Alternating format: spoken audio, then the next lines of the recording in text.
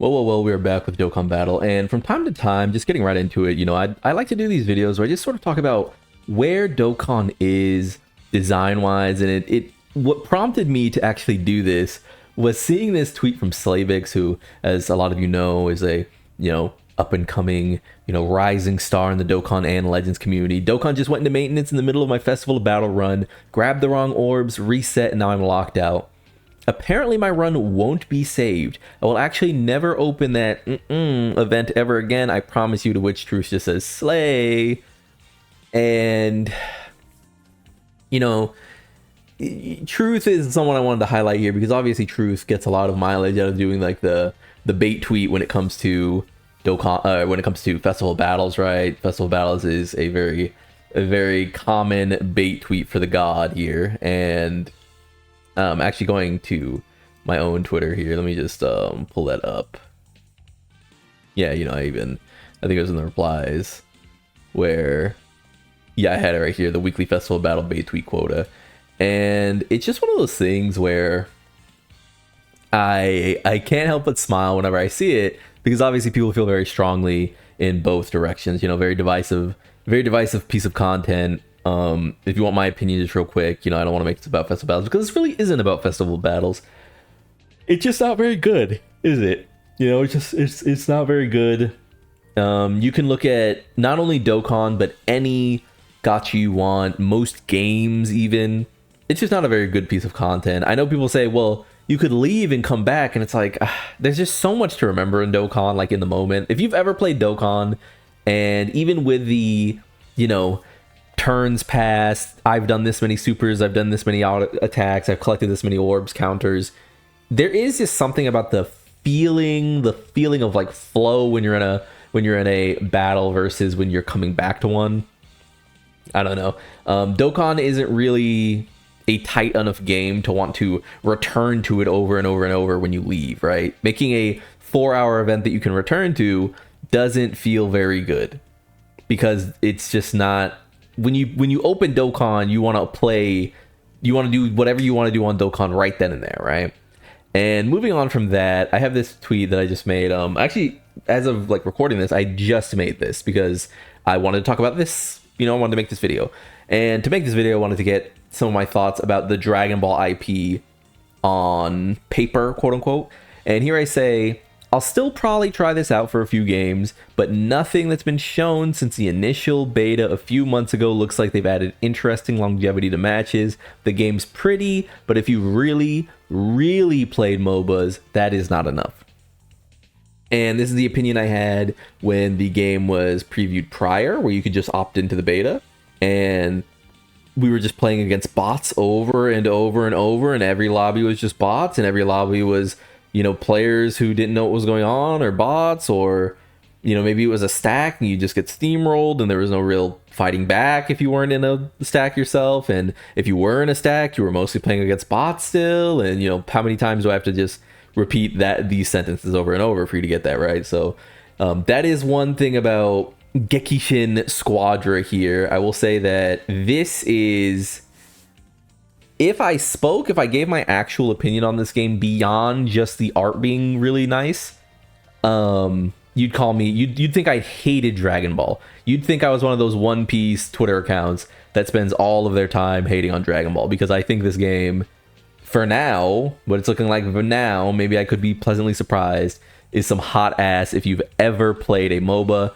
This is baby's first MOBA. There is nothing here. There is nothing here to be excited about if you're an actual like MOBA player, which I played the genre for over 10 years, right? So that is just where I am with Gekishin Squadron. But like, I mean, that just takes me to another point, which is, and this one I'll have to pull up, right? Like the Dokkan beta, which I guess I'm going cross genres here. Ruffelmonger, who had a tweet that was a bit controversial. I remember responding to it when it happened for Sparking Zero, where he was sort of criticizing the idea that like Sparking Zero was like a traditional fighting game. People really wanted to throw Sparking Zero's sales in fighting game players' faces, and fighting game players, as you'd expect, when I don't think you can really compare these two. Dragon Ball Fighters is probably the single best Dragon Ball thing we've gotten in the last like 15 years. It is incredible. If you didn't like Dragon Ball Fighters, that's fine, but understand that Dragon Ball, the IP, has not gotten something like Dragon Ball Fighters since, and it probably won't until Dragon Ball Fighters 2 or something. Like, Dragon Ball Fighters is the benchmark. So when we have something like Sparking Zero, by the way, which people were hurrying to defend Sparking Zero, and then what do you know? As it turns out, Sparking Zero is not very good. You know, single player content isn't enough. The what ifs content isn't enough. The actual PvP, you know, player versus player environment sucked for almost a year, right? It's now in a position where it's fine, but it's too late. If anyone here who has played fighting games, you know it's too late. It's way too late for that. You cannot have almost a year of your game sucking and then get the player base back. So, you know, is what it is, womp womp. But again, very pretty game. Extremely pretty game. So then we arrive at, you know, the original point, which is Dokkan Battle, right? And Dokkan Battle, you know, Truth talks about Dokkan Battle. Look at this list of events here. Burst mode, it's fine. Awakening, that's obviously getting tokens and stuff so you can awaken your characters. The challenge events themselves, which is this long list of many, many different styles of content. DB stories, which is fine. It's not exactly a great summation of the Dragon Ball story. Extreme Z battles, obviously very useful. You get Extreme Z characters, awakening medals from this. Fine. Growth, that's just dailies. Limited, whatever. Peton battle, oh man. Quest mode, it's fine. You know, the Dragon Ball Dokkan Battle story is whatever. Story itself, Ultimate Clash, kind of just much like burst mode. At best, it's fine. It's never really that interesting. And World Tournament is obviously very, very, very bad. And how many of those did I highlight as being like super positive? And by the way, this is not a negative video. This is not me saying like, oh, Dokkan sucks. It's just, as I was sort of thinking about Gekishin Squadra coming out, you know, the release of this game, I did sort of wonder, like, is this it for Dragon Ball? You know, is Gekishin Squadra it for Dragon Ball? Is it just like, is this all Dragon Ball can ever put out? Is, yeah, that game's pretty. You know, when I think of Dokkan, I don't think of like, whoa, what a good game. I think, yeah, that game's pretty.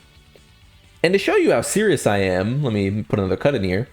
I have actually been playing Uma Musume, the horse racing gacha game. And I mean it when I say that I am not a waifu person. And many of you may have just saw this and when I can't even watch this anymore. I am not a waifu person. I've said it prior. I've said it 100 times. You can't put, let me go to Pepe Gales real quick. 18 is cool. 21 is cool. Fosh is pretty cool. The Universe 6 girls are trash to me. It is what it is. To me, personally, that's pretty trash. Videl is cool. Kefla is cool. But I still, but like, I don't know. The character is just so, the character of Kefla, this character right here, the character of Kefla is so lame, but the design is so cool. Does that make sense? So it's like, I am not someone where you can put a waifu on screen and I'll go, oh my god, drop to my knees, queen, I love this character so much. So none of these designs do anything for me, genuinely.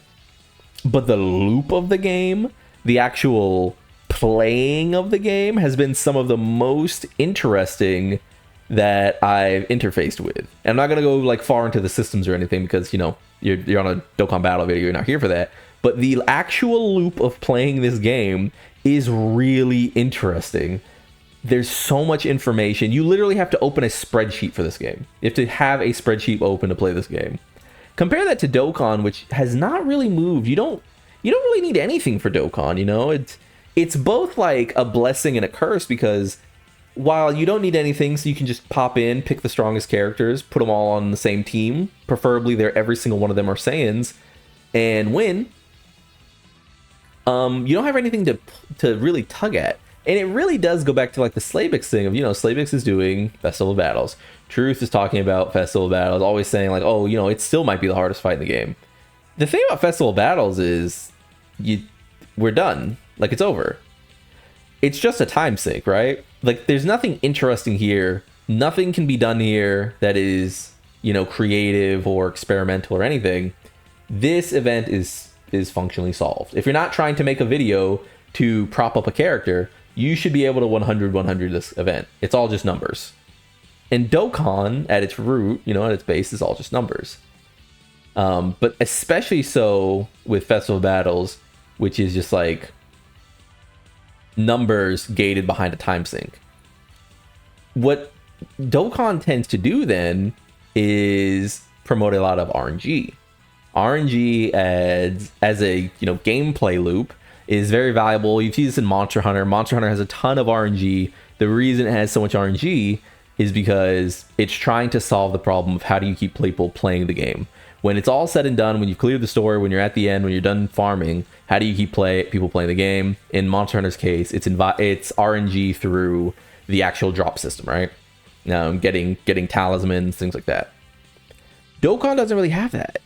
What Dokkan has is RNG in fights, but it doesn't have the solid basis of a Monster Hunter. It doesn't have the solid basis of an Epic 7. It doesn't have the solid basis of a Uma Musume, which is a game which has a ton of RNG, but the base is so solid. Instead, I look at Dokkan and I wonder, well, what is next? You know, and I guess I can go here. I don't really have a way to bring this up. I can go to categories, actually. I can go to Namek Saga.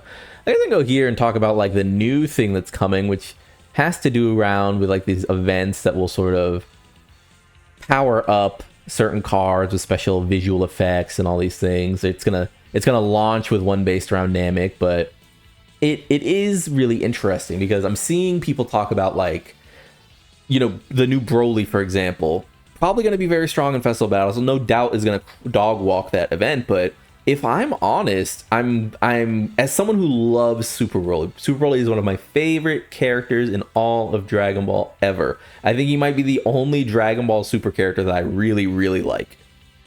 Like, really, really, truly. With all that said, though, I look at him as sort of like, well, why do I pull him? In 2 days, when it's time to, like, you know, put the free-to-play Dragonstones up, why do I pull him? Thankfully, he will be on a raised rates banner, but is that really enough when I know something's coming that will be one of the only things that will actually shake up the Dokkan formula, which is this Namek event that they are apparently lobbing at us, right? I've seen people like Rick say that it might be around October 25th. Maybe it's like New Year's, maybe it's this, maybe it's that. Remember that we're going to be missing a Heroes drop, right? So who knows what is going to be in place of that. But all this is just to say, like, I'm in a spot where Dokkan as a formula doesn't really seem to be moving forward. And the worst part about that is that's just what Dragon Ball, the IP, is. It's stagnation. It's just them standing in place. And in a genre like gacha, where we're seeing, you know, things like Uma Musume release on global and have a very interesting scheme. We're seeing, you know, games borrow the Epic 7 and Summoner Wars format and make really fun games. We're seeing Bleach Soul Resonance, I believe. Is it Bleach Soul Resonance, the gacha that's yet to come out? We're seeing the Naruto gacha, Naruto Mobile from China, which is sort of like a PvP, like, fighting game almost. Like, so what is Dragon Ball as a series really doing to push that forward? And you can blame Shueisha, but at some point it's on Bamco. At some point it's on, you know, this and that. It's like the creative breadth of Dragon Ball is so stagnant, and I don't get why. Because when I look at things like, you know, Festival Battles or something, I see a problem. When I look at things like Special Battle and Battle Hard and Formidable Foes, I'm like, well, why don't you just continue to try things like this? If you're so if you're so, you know, starved for ideas that you would release something like Festival Battles, why not try these events that are clearly working more and more and more? You know, we haven't gotten any Battle Hard and Formidable Foes since the anniversary, and it's arguably the best thing they released in that, you know, part of the year. And I guess that's the final point I want to say is you see this the most with how we power crept, which is that, and I knew this was going to be a problem. I knew it was going to be a problem the moment it happened. And it's why people are confused about the power creep. Remember, there is nothing wrong with going from, you know, I don't know, Perfect Cell here to Tao, and then to Goku Black, you know, Blue Goku, Omega Shenron, Gogeta hitting for 9999 million. The issue was that these characters sucked. So the power creep felt like a weird spike, but it is out of nowhere. So how do we continue to just roll these low balls with Dokkan when it seems like the inspiration is there very often in weird, wonky places? Anyway, though, with all that being said, like if you liked the video, subscribe to the club, we'll go make it. I've been Lone, and peace.